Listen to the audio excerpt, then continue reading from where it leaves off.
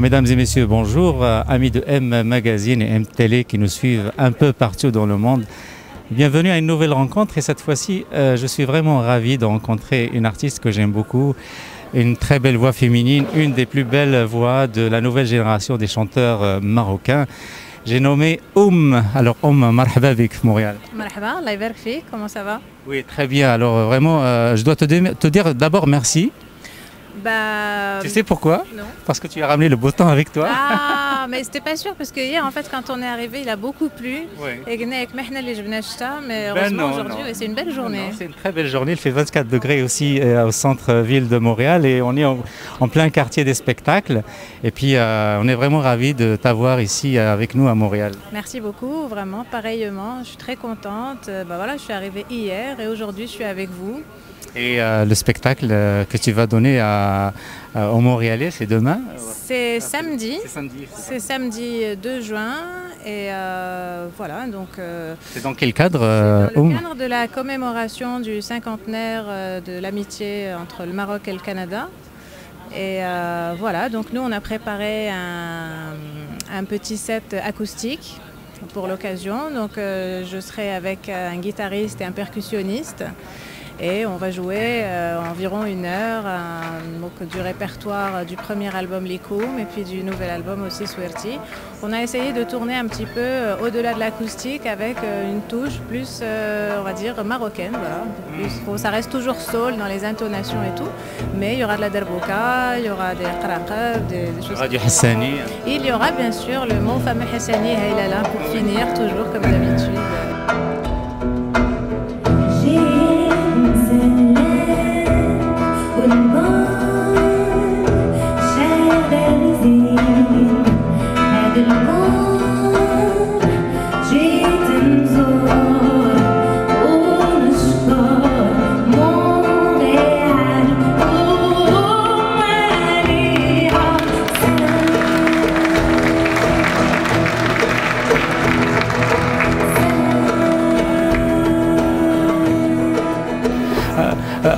Toi, tu es 100% marocaine, on le sent, on le voit et on vit avec, mais tu es aussi universelle et on le voit à travers les mélanges dans tes arrangements, dans ta façon de faire et aussi dans tes habits. On va parler de ton look également. Alors, parle-nous un peu de ton inspiration, comment tu t'imprègnes un peu de cette universalité dans ton travail. Je pense que chaque chanson a un peu une histoire. Je me laisse inspirer par tout ce qui me touche. J'écoute aussi beaucoup de musiques différentes. Je pense que la musique, c'est un peu comme un grand océan. Et alors, on va pêcher dans cet océan, mais pour que ce soit une bonne pêche, on remet encore dedans. Au début d'une chanson qui s'appelle Agi, dans l'album Likoum, je dis Kain fil koun shhal min loun ou l'ayn ma shaft minno ghir l'qlil. Donc, je pars du principe qu'il y a tellement de choses et vraiment je refuse la contrainte de dire oui, telle chose n'est pas dans le même esprit que ça, alors on ne va pas mélanger tel instrument avec tel instrument ou bien tel arrangement avec telle chose. J'essaye de ne pas me mettre de barrières ou de limites ou de frontières en tous les cas. Donc voilà, ça c'est pour ce qui est du style musical, parce que aussi il y a de l'histoire de style musical, ça me dérange un petit peu. Je préfère justement être universelle le plus possible, quoi. Donc l'avenir, c'est à l'universalité justement. Et puis c'est comme ça, c'est en se mélangeant que on s'enrichit mutuellement.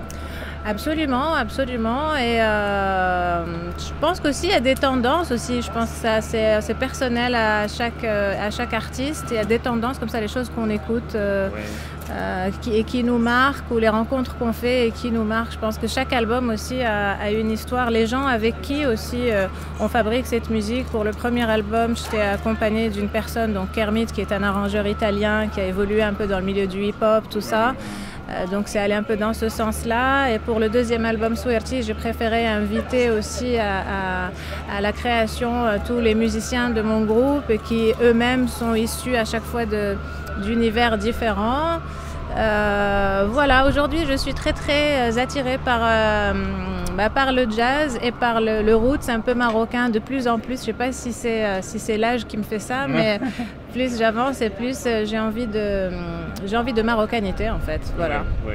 Et je pense que, paradoxalement, c'est en étant le plus marocain qu'on devient le plus universel. Et puis, en parlant d'histoire, hein, Souerti, c'est quoi l'histoire de cet album? Oui. Ou de l'album? Oui, de l'album, de l'appellation, effectivement.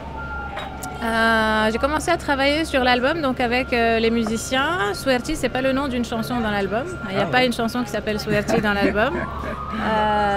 C'est original ça. Oui. L'idée c'était en fait l'idée de laisser sa chance à la chance en fait. Je crois vraiment au destin et à ces choses-là qu'on ne maîtrise pas et qu'on ne décide pas forcément parce qu'on a beau vouloir tout programmer, tout préparer, aussi dans la fabrication d'un album qui est quand même beaucoup de travail, de logistique aussi quand on a des musiciens qui ne sont pas forcément dans la même ville. Moi j'ai des musiciens qui sont entre Lyon, Paris, Grenoble, Amsterdam, tout ça. Donc, c'était clair dès le départ qu'il fallait qu'il y ait une histoire de Souerti comme ça, quelque chose qui allait me dépasser aussi ce qu'on avait préparé. Et donc voilà, dans Souerti aussi, bon, bien sûr ça vient du mot en espagnol Suerte qui veut dire chance. C'est la chance. Voilà, c'est clair. Mais aussi, moi je suis marrakechia et puis j'ai grandi à Marrakech. Et à Marrakech on dit Souerti Moulana, voilà, il a sadqat, il a brallah. Et Souerti aussi, ça me renvoie à ces univers un peu ludiques et fantastiques. Parce que à Marrakech on dit Souerti, c'est les petites fêtes foraines. Les économies halchi moussem ou la chihaja. On a grandi avec. Voilà, alors on dit radil tchoul Souerti. On dit Far Souerti aussi. Far Souerti, celle-là je la connaissais pas. Je connais Souerti Moulana Terbih Mouss ou le Megana, celle-là je la connais.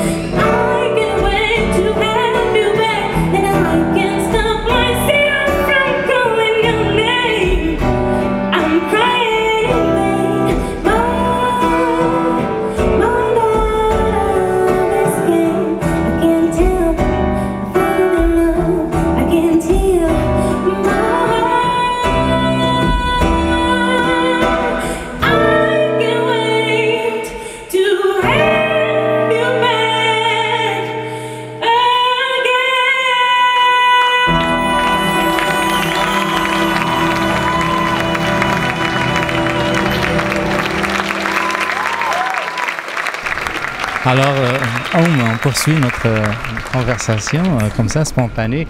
On parle maintenant de look. Tu as un look universel. On retrouve des affaires marocaines, mais aussi des choses, je sais pas, moi je les vois en Jamaïque, au Brésil, un peu hippie, un peu plein de choses. C'est quoi le secret aussi de ton look?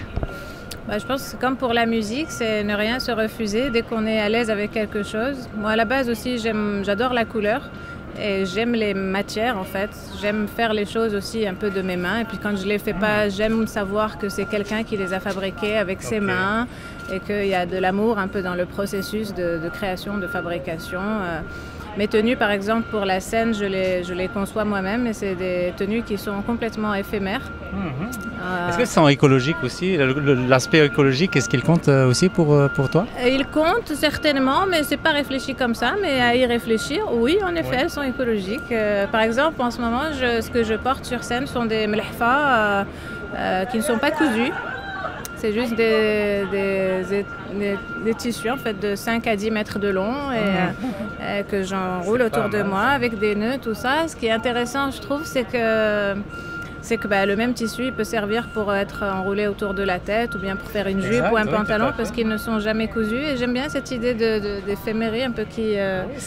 surtout avec des couleurs jaunes comme j'en ai vu et puis le mélange des couleurs aussi comme sur ton album ici que je vois Souerté justement. Alors ça c'est beaucoup de mlahfa là. Je dois en avoir une bonne dizaine et elles sont juste accrochées à une espèce de collier avec tous les tissus qui pendent. Non, pas du tout. Donc c'était l'ensemble de toutes les mlahfa que j'ai portées pendant l'album Likoum, enfin pendant que je faisais la scène je tournais avec les chansons de Likoum et c'était une façon de leur dire un peu au revoir parce qu'on les avait toutes vues une fois au moins sur une photo, soit sur la tête, soit en robe. C'est beau, et pour leur dire au revoir, pour une fois, j'ai pas mis la couleur sur ma tête et je les ai toutes portées. Très bien. Et là, je vois que tu es avec Manu Dibango, avec Blitz, c'est un Italien, je crois, d'Ambassador. Blitz d'Ambassador, c'est un rappeur de New York qui est originaire du Ghana et que j'ai rencontré, dont j'ai entendu parler en fait. En fait, je cherchais un rappeur américain pour faire un duo, pour chanter avec moi sur une chanson qui s'appelle Hargin. Justement, on va en parler. Voilà, donc où il s'agit d'immigration clandestine, des Africains. Parlons-en. Toi, en tant que Marocaine, jeune Marocaine, comment tu vois ce phénomène-là? Parce qu'on n'entend pas parler dans la sphère politique, malheureusement. C'est comme si ça n'existe pas. C'est comme si c'est rien du tout. On parle plein d'autres choses, mais pas de ce phénomène-là qui malheureusement, on perd beaucoup de nos jeunes dans le Détroit et personne n'en parle. Alors toi, tu en parles dans ta chanson. Pour toi, comment tu vois ce phénomène en fait? C'était ça justement, l'idée c'était de faire une chanson, d'en parler, c'est pas juste des jeunes Marocains, c'était aussi les jeunes Africains parce que le Maroc étant la porte principale de passage, donc l'accès principal, ce sont donc ces jeunes subsahariens qui font ces traversées du désert avant de faire la traversée d'ailleurs de la mer. Et je pense que c'est un phénomène, c'est une problématique qui n'est pas juste à ce niveau-là, qui n'est pas juste entre le Maroc et entre l'Afrique et l'Europe. C'est aussi le cas en Amérique du Sud. Même en Amérique du Nord, récemment, on a eu des clandestins à l'aéroport au port de Montréal plutôt. Oui, voilà, et donc je pense que c'est une problématique qui est tellement pas nouvelle parce que vous disiez tout à l'heure que les gens ne font plus attention, on n'en entend pas parler, ni dans la presse, ni à la télévision. Je pense que c'est là, c'est bien installé, on oublie un peu d'y penser, et pourtant des gens qui meurent, des familles qui sont déchirées. Voilà, moi j'ai pas fait la chanson pour résoudre quoi que ce soit, j'ai juste fait la chanson, d'ailleurs je suis pas la première à faire une chanson sur ce problème-là, il y a des films aussi qui se font. Je pense à Mohamed Ben Smaïl, je crois, qui a fait, je me rappelle plus de son titre. Je sais pas, moi je sais, il y a ce film-là, c'est un film algérien qui s'appelle Harraga, qui est très connu, qui a été primé d'ailleurs à pas mal de festivals, notamment en Europe. Et puis il y a un petit court-métrage qui a été réalisé par une fille qui s'appelle Lamia Alami, qui est une jeune réalisatrice marocaine qui pour la fin de ses études, donc elle faisait ses études à New York, et pour la fin de ses études, elle a fait un film qui s'appelle Salam Ghorba, et qui traite aussi du sujet. C'est l'histoire d'une jeune maman de 30 ans qui a un petit garçon de 10 ans donc, et dont le mari est parti s'installer en Europe, Harag, parti légalement, et donc elle attend de ses nouvelles pour aller le rejoindre avec l'enfant, et puis le jour où elle recevra la lettre, ce sera pour qu'il lui dise en fait tu dois encore attendre 2 ans, et elle décide de partir quand même de la même façon avec son fils. Et donc Lamia Alami m'avait proposé de jouer ce rôle, et j'ai joué le rôle de cette Fatima dans Salam Ghorba, et c'était une belle expérience, et c'était au moment où j'écrivais la chanson Hargin. Parce que justement tu es auteur, compositeur, interprète également, mais tu es aussi comédienne, tu as joué, c'est pas ton premier film je pense? Ouais, moi je pense que c'est mon premier rôle, en tout cas c'est mon premier rôle, c'est un court-métrage d'une 20aine de minutes, mais qui m'a beaucoup touchée. Et tu fermes pas la porte au cinéma? Pas du tout, pas du tout. Mais... J'aime bien cette ouverture que tu as vis-à-vis de des vents qui arrivent là. des expériences. La vie est courte, hein. Oui. Et il faut profiter des rencontres et des... Ouais, je pense. Moi, j'aime bien ta sagesse.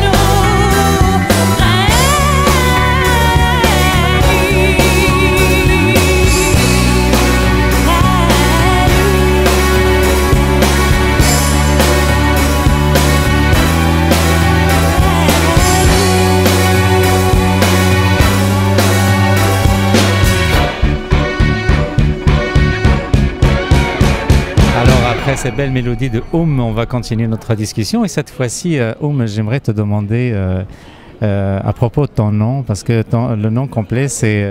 Lghait. Qui est un très très joli nom. Et puis ça a aussi une histoire. Alors est-ce que tu peux nous raconter l'histoire de Lghait? Et puis ça a une relation avec une région particulière au Maroc, c'est ça? Lghait, c'est le prénom de ma grand-mère, la mère de mon papa. Ça s'appelait la Lghait. Et puis elle est décédée un peu avant ma naissance. L'histoire du prénom, c'est un prénom qu'on donne à des petites filles qui sont nées un jour d'averse. Bon, c'est très très rare que ça arrive parce qu'il ne pleut pas beaucoup. Oui. Et donc quand ça arrive, et ben, la petite fille qui est née, on l'appelle Lghait, comme si c'était elle qui avait amené donc, cette manne ou cette délivrance, cette pluie. Voilà. Okay. Voilà, c'est l'histoire de mon prénom. Alors, c'est un prénom que je n'ai pas toujours aimé dans mon enfance parce que déjà, autour de moi, tout le monde avait du mal à bien le prononcer. Il n'y avait que chez moi, dans ma famille, qu'on le disait bien. C'était vraiment Lghait, voilà, c'est comme ça, Lghait. Alors qu'à l'école et tout, c'était Lghait, machin, là, c'était pas... Et alors quand j'ai commencé à chanter, je me suis dit, je vais faire et comme ça, ce sera plus facile aussi, parce que c'est pas facile à prononcer, même pour des Marocains. Alors si en plus je dois faire dire Lghait, G-H-A-I-T à des Occidentaux... Oui, tout à fait mal, mais j'adore quand même. Bon, le nom c'est universel, c'est très facile à retenir et tout ça. C'est bien pour le business également. C'est bien pour le business, mais maintenant je préfère Lghait. Donc oui, voilà, finalement, ça ne dérange pas du tout, mais ça fait partie aussi de tes secrets, de tes histoires. Donc c'est clair. Ils vont ensemble, il n'y a pas de problème. Et donc moi j'aimerais parler de cette nouvelle génération d'artistes et de chanteurs marocains qui émergent. Tu as fait beaucoup de duos avec Don Big, c'est comme ça qu'on l'appelle maintenant? J'ai fait un duo, c'est lui plutôt qui a fait un duo avec moi. En fait l'histoire c'est que lui il a aimé un titre sur mon premier album, c'est le single en fait, ça s'appelle Leak. Oui. Et il voulait bien en faire un remake en fait. Oui. Donc moi bien sûr j'ai donné mon accord, je lui ai envoyé la musique, l'instrumental et puis il allait faire son truc. Mais simplement, quelques temps après, c'est sa maman qui est décédée et puis il a décidé de faire de cette chanson-là un peu son hommage à sa maman décédée. Bon, jusqu'ici, voilà, moi j'étais très touchée et tout. Et puis il a voulu quand même que je chante avec lui. Au départ, ça m'a un petit peu gênée. Je ne savais pas trop comment faire parce que je pense que c'est assez personnel, hein, un adieu à une maman partie. Mais finalement, il m'a convaincue, puis j'ai réécrit les refrains et voilà. C'est avec ça, en fait, il y a des gens qui m'ont connue avec cette reprise-là. Comme quoi, c'est bien avant même qui ont connu cette version-là avant de savoir que... l'original, exactement. Tout à fait. Et puis c'est pas le seul duo que tu as fait d'autres duos avec d'autres artistes marocains. Parce que moi ce que je souhaite que tu nous dises, c'est de commenter, en fait c'est cette vague de jeunes chanteurs marocains, donc les rappeurs et non rappeurs, les slammeurs et tout ça. Comment tu peux qualifier ce jus-là cette nouvelle génération de chanteurs marocains? Je sais que c'est récent, comme... Je pense pas que c'est récent. Enfin, pour moi, c'est pas récent. C'est relatif. Hein. Ça n'a pas 3 ans ou 5 ans. Hein. Pour moi, c'est beaucoup plus ancien que ça, au moins une dizaine d'années, oui, au moins. Je pense que c'est une mouvance qui a fait quand même couler beaucoup d'encre, que les gens ont commencé à appeler à droite et à gauche Naïda, tout ça, même si je ne suis pas vraiment d'accord avec ces appellations, celle-ci en particulier. Ah oui. Il y a même un film comme ça. Oui, il y a même un film comme ça. Voilà. Donc, moi, ce que je pense, c'est que l'engouement un peu autour de toute cette mouvance est un peu essoufflé, et je trouve que c'est bien dommage. J'ai comme l'impression que les médias, tout ça, ont sauté un peu sur ça quand ça a démarré ou quand ils s'en sont rendus compte, parce que ils ont même pas été là vraiment au commencement. C'était le boulevard, à ce que je me rappelle, entre autres, exactement. Et puis après, ça y est, j'ai l'impression qu'ils ont un peu épuisé tout ce qu'ils avaient à dire sans véritablement être allés chercher vraiment ce que c'était, ce qu'on avait envie et puis surtout ce dont on a besoin, parce que c'est des gens qui on crée vraiment avec les moyens du bord, en général avec des moyens personnels. Et c'est très très dur de continuer. Ça s'essouffle, c'est super dur, quoi. On peut pas. Il y a certains qui ont pu sortir du lot. Je pense à Fnayer, à Shkaïn, peut-être d'autres personnes. Ça dépend. Sortir du lot, je pense, oui, tourner beaucoup, être professionnalisé, être beaucoup médiatisé. Mais puis je veux dire, même ceux-là aujourd'hui, c'est difficile pour eux de continuer à évoluer du moment que, d'abord, il faut le dire, qu'on ne touche pas encore nos droits d'auteur au Maroc. Donc, c'est un grand problème, justement, voilà. Même de la part des radios privées qui, en ce moment. Ouais, ça, après, les radios, il paraît qu'il y en a qui payent, mais le Bureau marocain des droits d'auteur ne reverse pas encore leurs droits aux auteurs et aux compositeurs. Donc voilà ce qui arrive quand on rémunère pas nos artistes, c'est que finalement la flamme s'éteint et puis les gens sont obligés de travailler. Même si la flamme ne s'éteint pas, après on est obligé de trouver des alternatives parce qu'il faut bien vivre. Aujourd'hui on a tous des familles, on a nos enfants, on a des loyers à payer, donc, et la musique toute seule malheureusement... Et toi est-ce que tu t'en sors de ton art finalement? Non, moi je ne vis pas de mon art vraiment, quoi. Okay. Non, pas encore en tous les cas. Okay. C'est ça que je disais, c'est très très difficile. Ça relève pratiquement du... Pour moi, c'est vraiment du militantisme que de faire de la musique son métier. C'est une belle utopie, quoi. Faire de la musique au Maroc et d'essayer d'en vivre et voilà. Voilà, j'ai commencé à le dire, je vous le dis aussi aujourd'hui ici à Montréal, mais je pense que c'est important que les gens sachent aussi que ce n'est pas vraiment ce qu'ils croient. Nous voir sur des pages de magazines ou nous écouter à la radio ou à la télévision, ça ne veut pas dire que tout va très très bien. Mais il faudrait que ça change. On l'espère, mais en tout cas ici à Montréal aussi, les artistes se plaignent parce que chaque année il y a des coupures à répétition, que ce soit au niveau du cinéma, au niveau du théâtre, au niveau des orchestres symphoniques et tout ça. Donc c'est pratiquement un phénomène mondial, mais espérons que les responsables au Maroc puissent donner plus de chance à nos artistes pour évoluer. Alors on se retrouve juste après un autre extrait d'un de vos albums.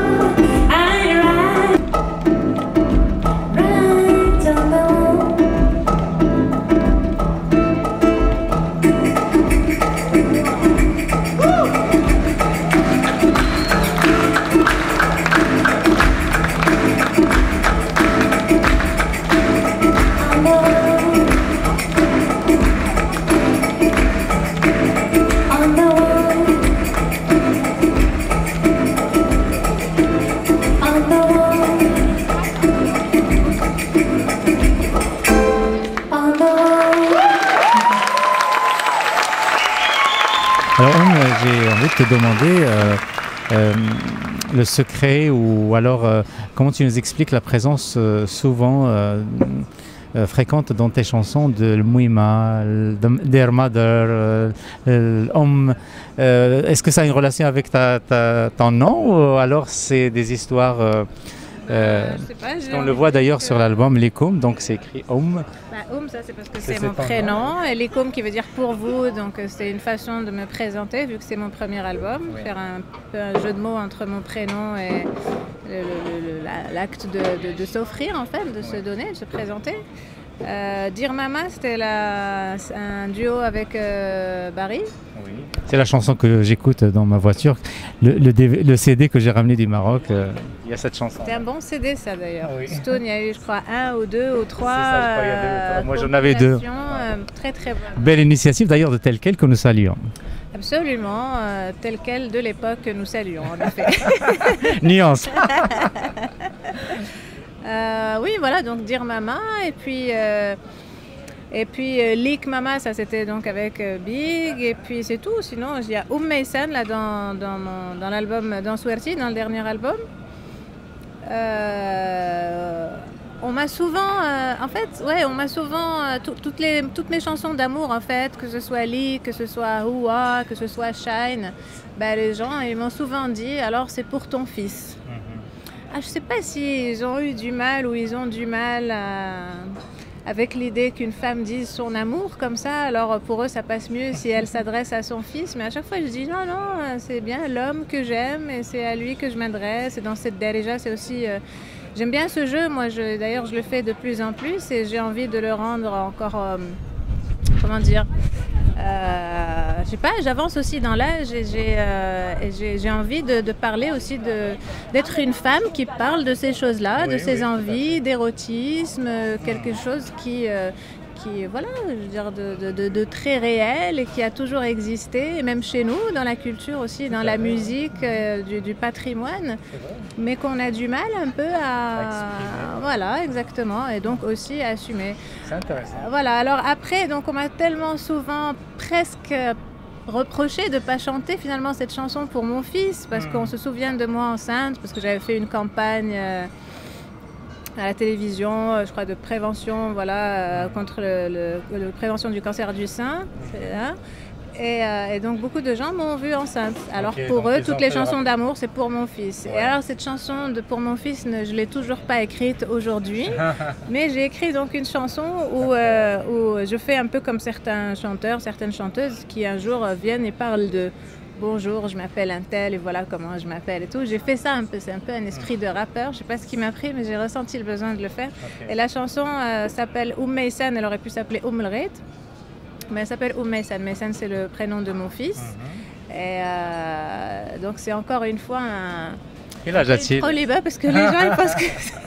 Quel âge a-t-il? De Meysan, il a 4 ans, il va avoir 4 ans là, le 20 juin bientôt. Et donc voilà, Meysan pour raconter justement l'histoire de Lreit, qu'est-ce que ça veut dire. Et où je dis un peu, سموني Lreit, ولكن الغيث والرحمة تهبطوا من السماء. إما أنايا غير مرأة وكيف كاع عباد الله فيا الخايب والزين. Voilà, une façon de dire oui, je m'appelle comme ça, mais j'ai pas non plus de la prétention d'être la mère de la délivrance de je ne sais quoi. Et à un moment, je dis oui, أنايا أنا Meysan. Et voilà, donc j'ai appelé la chanson Meysan. Alors c'est vraiment un hasard, je le fais pas exprès. Si la maternité ou là quelque chose comme ça, la maternité est un peu présente dans mes chansons, je le fais pas exprès. Ok. Et un jour, j'écrirai une chanson pour mon fils et là, ce sera fait exprès. Voilà. Okay, ça viendra tout seul, ouais. Mais par contre, il y a beaucoup aussi de spiritualité dans tes chansons. Il y a beaucoup de recul vis-à-vis de la vie, et des relations humaines et tout ça. Je sais pas s'il y a du recul, mais oui, la vie m'intéresse, les gens m'intéressent, l'univers m'intéresse. Je me pose plein de questions et je fais ça dans la vie et je le fais aussi dans la musique. Le sens des choses. C'est ça, justement, ça donne de la profondeur à tes paroles, à tes chansons et tout ça. Eh ben, merci, je trouve que c'est un joli compliment. C'est ça ce que j'en ressens d'ailleurs. J'essaie d'écrire un peu comment je pense et de l'écrire d'une façon très accessible et limite très populaire en fait. D'ailleurs, il y a le Darija que tu utilises très très bien. Comme quoi, c'est pas un joli exercice parce que la Darija que je chante n'est pas forcément la Darija qu'on parle, mais je suis très contente que cette Darija de la musique se mette à exister. Oui. Et que c'est parce que la langue arabe est tellement rythmique et tellement pleine de musicalité qu'il faut vraiment y aller. Et il y a aussi de telles possibilités de jouer avec les mots. Parce que par exemple, ne serait-ce qu'avec shekl, oui. Hein, les voyelles de l'arabiya. Ça peut changer le sens du mot. Absolument. Ouais. Et donc on peut faire une phrase par exemple avec le même mot qui se répète 2 fois ou 3 fois. Et aussi dans les proverbes aussi, il y a tellement de choses très drôles. Par exemple dans Oua, il y a, je dis... قلب فوق راس تاج كنا روحوا تشوف ساكن فيا ماشي المسكن parce que ça c'est quelque chose qu'on dit في المغرب تنقولوا السر في الساكن ماشي في المسكن مثلا quelqu'un qui porte un joli habit ou là on dit c'est pas parce que la robe est belle, c'est parce que vraiment c'est celui qui habite. Alors j'essaie aussi j'essaie d'amener cette tradition orale qui se perd peut-être un peu aussi dans nos générations. Moi c'est des choses que j'ai beaucoup entendues dans mon enfance et dans mon adolescence, surtout à Marrakech, parce que les gens parlent un peu avec... pas avec la gestuelle, c'est moi qui parle, avec la gestuelle. Les gens parlent avec des images. Les gens parlent avec des images et jouent beaucoup avec les mots et le sens des mots. Ma'ani, exactement. Et il y a un peu cette suite dans les idées orales propres à Marrakech. Et voilà, donc je m'amuse pas mal avec ça. Dans la musique, c'est un très très joli exercice. Quand je me dis que quand j'ai rencontré Barry, je chantais qu'en anglais.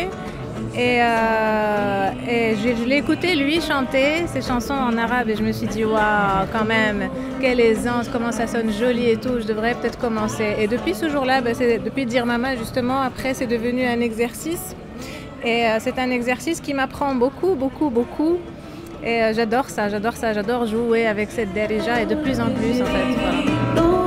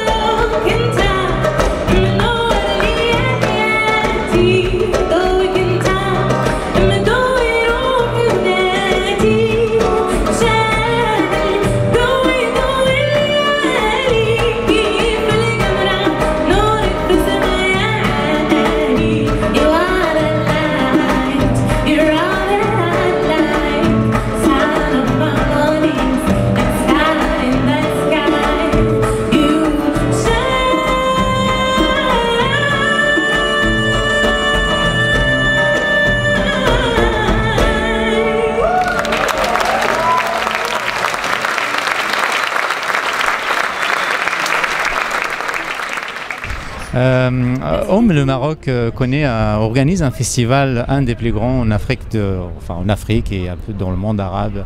C'est Mawazine, il vient de prendre fin ces derniers jours. Est-ce que tu as participé à cette dernière édition? Non, j'ai pas participé, non. J'ai pas pourquoi été non plus d'ailleurs. Pourquoi donc? Et, je sais pas, moi j'ai pas la réponse. Je sais que j'ai eu quand même pas mal d'actualités. J'ai un album qui est sorti en février. J'ai été très présente dans la presse pendant toute l'année passée, enfin même un an et demi, quoi. Toute la préparation de l'album. On a sorti un single, puis avec un clip. Donc on t'a pas sollicité? On m'a pas sollicité. Je suis allée quand même faire ma promotion aussi un peu ailleurs, à Paris. J'ai été invitée par Manu Dibango. J'ai chanté dans une belle salle au Casino de Paris. Je suis allée représenter le Maroc et l'Afrique à la Maison de l'UNESCO à Paris pour le 8 mars où j'ai chanté donc à l'occasion de la Journée de la Femme. Tout ça, ça s'est su, et puis bon, non, on ne m'a pas sollicité. Peut-être que je n'avais pas suffisamment d'actualité ou que mon album n'était pas arrivé jusqu'à leurs oreilles, ou peut-être qu'ils ont pensé qu'il n'y avait pas suffisamment de public pour moi. Oui, c'est ça. Voilà, je n'ai pas compris comme vous. Voilà, on ne paye pas les cachets des artistes et on ne les invite pas au festival, donc où est-ce qu'on va? Alors ça, c'est un appel peut-être aux responsables pour que justice soit faite. Cette année, j'ai fait un festival. Lequel? Jazzablanca. Oui, justement, j'ai vu un extrait. Voilà. Oui, c'est pas mal comme nom déjà. C'est pas mal comme nom, c'est pas mal comme festival. Donc on a fait l'ouverture et puis c'est tout. C'était mon unique date au Maroc cette année. Très bien.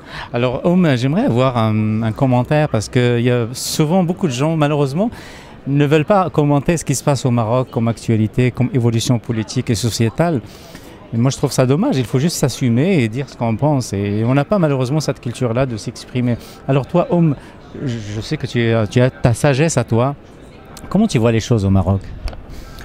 Je trouve que les gens commencent à être un petit peu plus libres déjà de penser. Je pense qu'avoir une opinion, il faut passer par une éducation pour s'éduquer, pour accepter d'avoir sa propre opinion, de ne pas juste être en train de suivre. Et je pense qu'on en est là. Je pense que l'opinion se libère un petit peu, que les têtes s'ouvrent, qu'aujourd'hui on peut penser différemment. Tu avais juste parce que c'est une culture en fait d'émettre des opinions. Parce que la liberté, c'est aussi d'admettre et de reconnaître et d'accepter la vie des autres. Or, c'est une chose qui nous manque. Alors c'est soit tu penses comme moi, soit tu es dans le tort. C'est bien ça. Oui, mais aujourd'hui, je pense que c'est en train de changer. Et, dans la tête des gens, c'est en train de changer. Après, la mentalité, le système, tout ça, il faudra du temps. Mais en tous les cas, je pense que tout ça est très positif. Et que je pense relativement à d'autres pays, ça se passe plutôt d'une façon assez cool. Bon, lentement, mais moi je trouve que c'est positif en tous les cas. Très bien, voilà. C'est certain. C'est certain. Et est-ce que l'art, le domaine artistique, donc cinéma, théâtre, chanson et tout ça, est-ce que ça cohabite bien avec un gouvernement islamiste? Parce qu'il y a beaucoup appréhendé cette transition-là.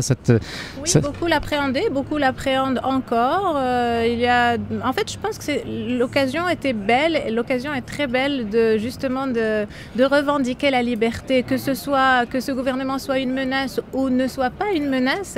Ça a donné envie aux gens de dire j'ai besoin d'être libre, j'ai peur qu'à partir d'aujourd'hui on m'enlève ma liberté. Maintenant, il n'y a rien pour l'instant qui a prouvé que ce gouvernement a interdit quoi que ce soit. Mais ce qui est positif, encore une fois, c'est que ça a donné envie à la société civile, à tous les créatifs, aux chanteurs, aux comédiens, tout ça, d'essayer de se prémunir, de se protéger d'un éventuel danger, d'interdiction de quoi que ce soit. Et je pense que c'est plutôt bien.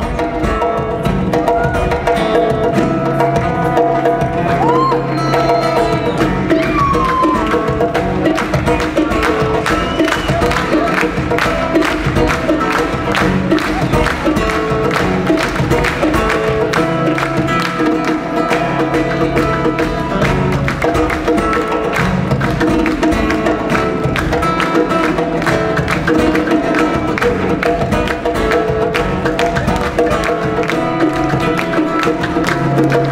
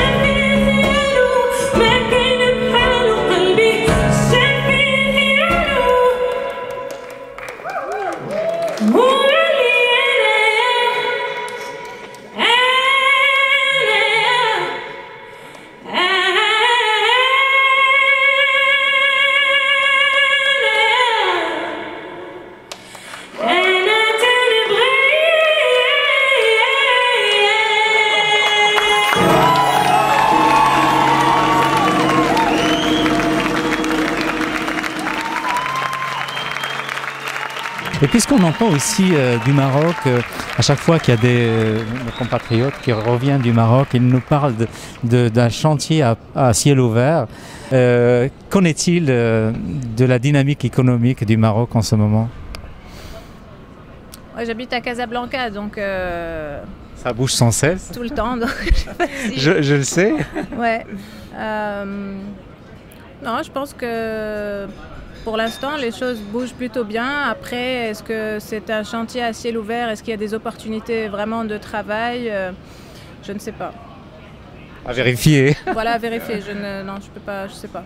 Okay. Et qu'est-ce que tu penses, toi, de l'immigration, les gens qui quittent le Maroc? Est-ce qu'ils trahissent le Maroc, par exemple? Pas du tout. Non, qui quittent le Maroc ou qui quittent un autre pays, c'est un choix, simplement. Hein, c'est un choix. Et je pense en général, même quand on quitte un pays, c'est pour souvent aller... Mieux l'aimer? Pas forcément mieux l'aimer, mais aller le faire vivre ailleurs. Je pense. Ouais. Ce que j'ai envie, moi, de faire maintenant. Parce que je pense que j'ai bien tourné dans mon pays, j'ai fait tout ce que j'aurais pu faire. Je l'ai fait. Okay. J'ai fait les festivals, on m'a vu à la télé, je suis dans les magazines, je parle à la radio. Après ça, qu'est-ce que je peux faire? Ok, maintenant tu veux élargir un peu tes horizons. À longueur d'année, j'ai pas d'opportunité pour... voilà, il n'y a pas des concerts, enfin il y a plein de choses qui n'existent pas dans mon pays. Donc aujourd'hui, moi j'ai bien envie d'aller faire vivre ma musique, mon art et donc mon pays dans d'autres pays. Ça ne veut pas dire que j'ai envie d'immigrer ailleurs. Ouais. Pour l'instant, j'aime bien vivre au Maroc et je vais y rester parce qu'effectivement, ils ont raison, il y a une qualité de vie, etc. Après, moi, aujourd'hui, j'ai besoin d'aller faire écouter ce que je sais faire ailleurs à des gens aussi qui vont apprécier ça. Et peut-être que, comme nul n'est prophète chez soi, on entendra parler de moi dans mon pays plus tard et peut-être qu'on m'invitera à ma voisine. Oui, peut-être, oui. On espère toujours. Alors, si tu veux qu'on t'arrange les choses ici à Montréal, il n'y a pas de problème. Tu nous feras plaisir. J'ai vu ce matin, je me suis baladée, j'ai vu pas mal de salles et tout. Oui, effectivement, ça donne envie. Oui, pourquoi pas. Alors là, le domaine culturel, ça n'arrête pas, mais même en pleine tempête de neige, il y a toujours des spectacles, il y a toujours des choses intéressantes à voir. C'est beau, cette effervescence, ça donne envie. Ouais. Ça, c'est le domaine culturel, c'est le seul où ça n'arrête jamais. Et puis c'est génial de voyager. Je pense que la musique, c'est aussi pour ça qu'on choisit aussi ce métier. C'est dur et c'est un peu la crise dans le monde entier, hein, pas qu'au Maghreb ou au Maroc. Après, les difficultés sont différentes d'un pays à un autre, mais je pense que ce qui est bien aussi, c'est de pouvoir voyager et la musique permet ça, d'aller découvrir du pays, d'autres cultures et chanter ailleurs. Donc c'est aussi pour ça qu'on fait ça. Ça brille pour ça aussi. Absolument. Merci beaucoup, Et je voudrais que pour terminer, que tu envoies un petit salut à tes fans à tes fans qui sont ici à Montréal, mais aussi à travers le monde, puisque grâce à notre partenaire Express, on est aussi vu à travers le monde entier. Donc je te laisse la dernière parole. Eh ben, je vous aime parce que vous m'aimez. Je vous souhaite plein de suerti. Et si vous êtes un jeune, je ne sais où sur la planète qui milite ou qui crie pour une liberté quelconque, eh ben, je suis avec vous de tout cœur. Et puis j'espère un jour vous rencontrer dans je ne sais quelle salle, dans je ne sais quel pays, parce que comme je disais, j'ai bien envie de tourner et j'espère qu'on se croisera un de ces quatre. Et d'ici là, vous me trouvez, vous savez où, sur Facebook, sur oum.ma, sur Twitter. Et voilà, je vous réponds personnellement. D'ailleurs, je suis vraiment en contact avec vous et je suis très accessible, donc n'hésitez pas. Et à très vite, Suerti. Alors voilà, sur ces bonnes paroles de que je remercie infiniment pour ton temps et je te souhaite aussi un bon spectacle pour après-demain et puis un bon séjour ici à Montréal. Alors sur ce, mesdames et messieurs, je vous souhaite beaucoup de beau temps et à bientôt.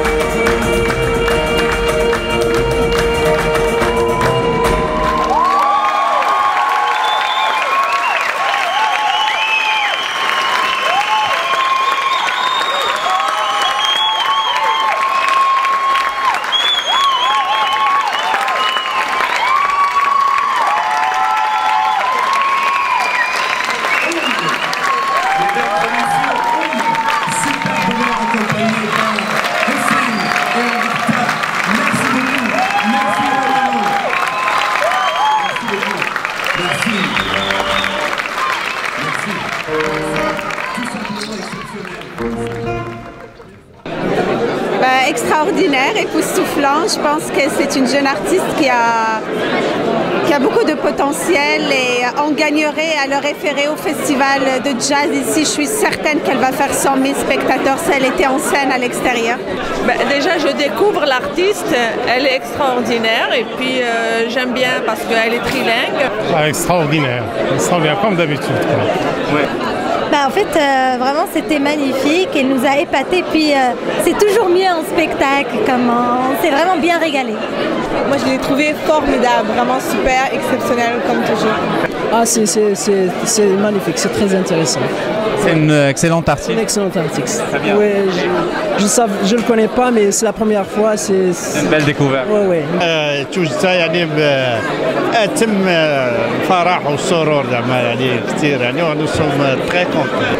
Elle est extraordinaire, c'est une chanteuse qui a sa voix spéciale et il nous a fait vibrer et c'était vraiment extraordinaire. Mais elle a une bonne présentation. Le public a réagi, il a bien encouragé, elle a très bonne qualité. Oui. On a aimé tout ce qu'elle a fait. Super, comme d'habitude, j'adore cette chanteuse. Qu'est-ce qu'il a de spécial? Sa voix, son univers musical. Son style. Oui, son style. Elle mélange beaucoup de genres de musique. Je trouve déjà que c'est une belle personne, puis le fait qu'elle vient ici au Canada puis qu'il chante pour nous autres, c'est encourageant pour nous. C'est une personne qui chante super bien, sa voix elle est sublime. Puis tout l'événement, je trouve que c'est un événement qui est de taille, puis ça nous a permis de nous ressembler, puis de voir les personnes qu'on ne voit pas chaque jour.